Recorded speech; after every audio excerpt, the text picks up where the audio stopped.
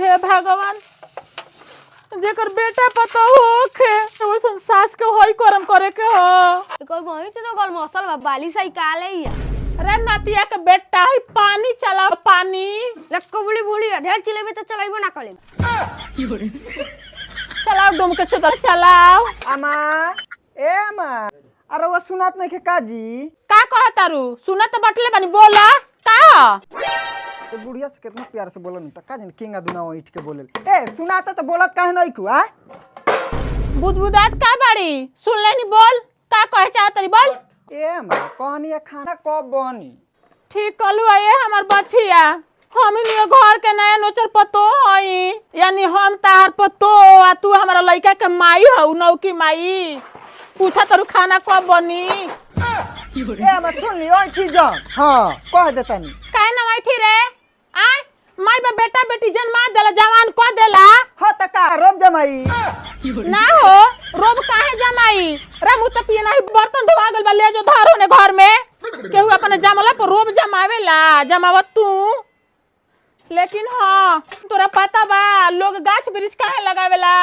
फल खाए खातिर छांव मिले खातिर लेकिन ई बात तोर माई बाप नहीं के सिखाइले कि ससुरा में केंगे रहे के चाहिए आ सास के छाती पर मूंग डाला तारी हां जी सबकर माई बाप सिखावेला नैहर में केंगा रहल जाला ससुरा में केंगा रहल जाला ठीक बा चाची ए चाची के हा हम हई गपी गो आवा ये बच्ची आवा है ने चाची तब एकरा दुआरी पे बैठे सुनत नहीं है तब बर्दाश्त ना भइल तब तनी चलल जा ना ठीक कलू ये गपी वो ठीक कइलू है यही आगवारे पुछवारे खड़ा होके सुने के चाहिए एगो बात कही तो लोग का सब छूटी लेकिन छुछु न रही ना छूटी बस चाची तू ता तो बर्दाश्त ना भइल तब चलनी ना आई रहती आई बताओ रे जी का मिले पतो अरे लगत हम हाथ से बेहाथ हो जाए का हो गइल हो अब उठो अरे ने छे वाले चला हो दादा हमर पतो के का हमरा नैहर फोन लगाई हमरा नैहर फोन करी हमरा मरद लगे जी ना हां अपने बबुआ लगे फोन लगाई अरे का हो गइल तारा हो तनी गर्मी आइल होई हां गर्मी हमर पतो के लागत है दादा होई ना हो ना तनी यही बोला जाला तो सब हम सुनता नहीं का हो गइल पतो बतावा का बोलबा हमरा मुड़िया पतन तेल दा दिया मां अरे भतर काटी कोनी घर में करुआ तेल पे रखले बनी लिए बे जाइबे त दाड़ी ना त बुझाइल यातना पतो है त बुझले बाउटा एही हमर डॉफी को नाम नहीं थे अच्छा लिया भतर काटी लिया जल्दी लिया रहे आओ जल्दी पतुआ है न उठानु ओए वो अंदर आवत अरे पतो के का हो रे तेलवा मत गिराओ का हो गइल बाजी अरे तेरा कुछ नहीं खबर ठीक हो जाबे पतोहा अरे तेरा कुछ हो जाता हमर बेटा भतर मार के मुआ दिए दादा आराम करो ये दादा मां पहले तेलवा आतनी एम आधा हमरो दे देम ए मां डरो का मां हो डरो बताता ठीक हो जाए धरे बाप रे बाप अगर एकरा कुछ हो जाई नु त हमर बेटा भतर हमरा किसी ना दिए दादा तन दुर्वा तरू एम लगा दिल्ली हां लगा देतनी देबू हो तेलवा देबू अरे ठीक हो जेबू ये दादा गर्मी आवता हां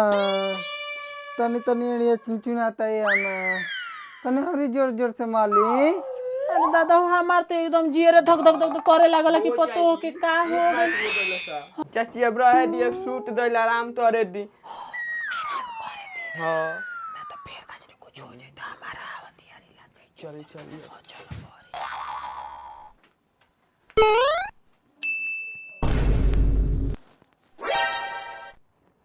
तार काटो तारा के ना के कबवा देनी तो हमहू असल बात के देखती ना तू देख लिह आव ये गपी आव चल सही कहतारू आव बैठ ए गपी आय केहू सुखे बेमार बा केहू दुखे बेमार बा हां खेला करती या कि का करती सही टल बे फेटा बो चाची ए छूछा तो ते छूछा सब छोड़ो ये गपीबो ई बताओ का चललू आ हमरा घर का बताइए चाची अब माहौल खराब हो रहल बा टाल तो है हाँ एगो पीबो ठीक कह तारू एगो बुझती है कि एगो कनी आइल बिया हमहू कनिए बन के आई रहनी तो हमारा घरे हमार ससुर 5 भाई आ 5 जना के देह से 5 गो लइका लइकी हाँ तो पहले लोट इतहल न जन्मावते त रहला सा अरे भातर काटी ना बोले के वो अपन खेती हो हाँ तो जन्मावले थोड़ी ना ओए पढ़ाई लिखाई टाप रहला त तब नु बात जलठन से ना देहत रहलू पहले के लोग जनसंख्या ना देखत रहला ये बेरा देह ना कमाई तो पार लागी ना। आय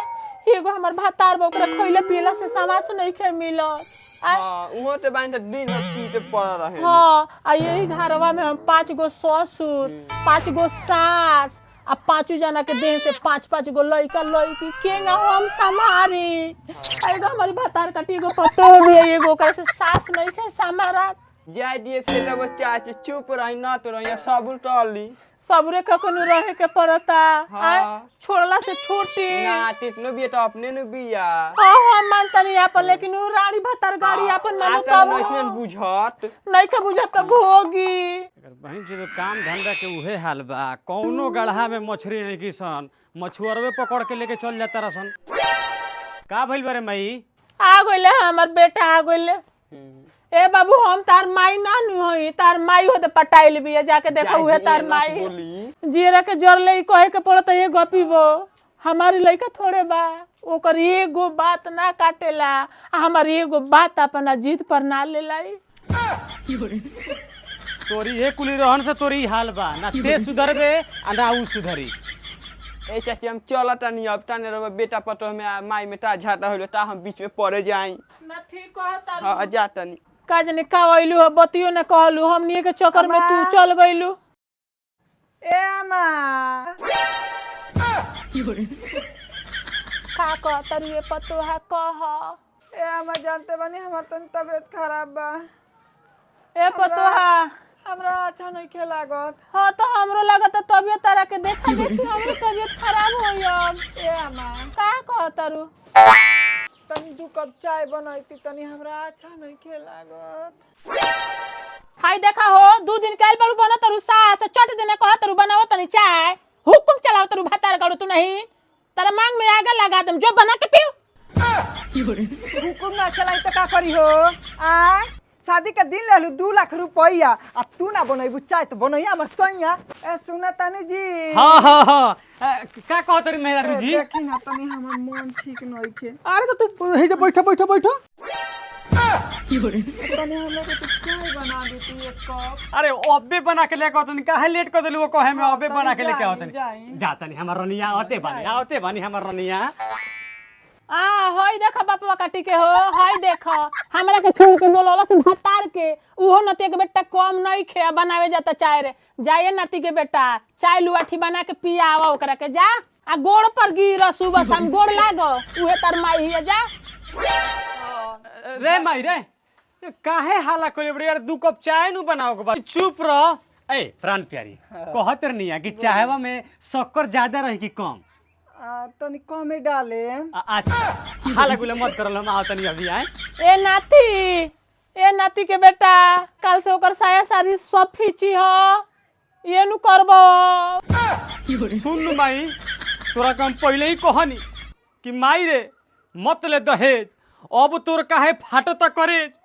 सब तोरे करनी होना तो हमरा ऐसन मरद हैसन मेहरारू से दब के रही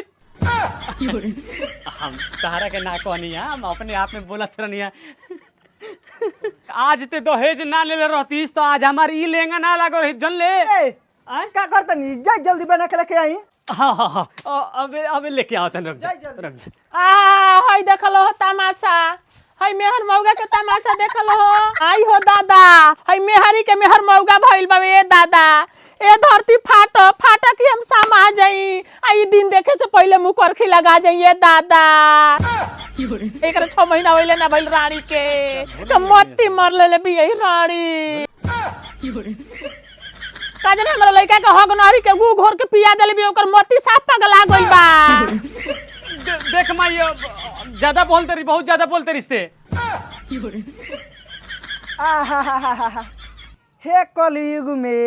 हे कलयुग में तो तारा खातिर धरती माई फटबे करी ह चली जी घर में चली रानी बूढ़ के ए नानू कहल जाला हो ते बूढ़ खातिर चली ना ये बाबू उ तार माई नु हई उहे जनमैले बड़ी कुछु कही है उ ठीक कहा तारी ए बाबू जेंगे तहलो कर तारलो नु तहलो के जामल होई तो वही करी पाप अपने बाप के ना हो जालो सुतलो जालो ए सुनु नु समझा दे उनकरा के ठीक बा आय आ ज्यादा बोली मत रहुआ आय भतार है हमार हम हुक्म चलाइब आ ज्यादा के बोली नु उनकर छाती मार माराए तू जान रहुआ हम छोड़े ना एक पाहे लगा देम रहू अरे हमरा के काहे मरली हरे ए चुप रही रहुआ जाई चाय बना के लेके आई अरे बाप देखो तनी हमारा बाबू के करेजा बेधुन दी राड़ी एकर कौनो ठीक नहीं खे हमारा लड़का के करेजा मचमचा दी ए चली जी छोड़िए बुढ़िया के बाप कटाऊ के भाग ना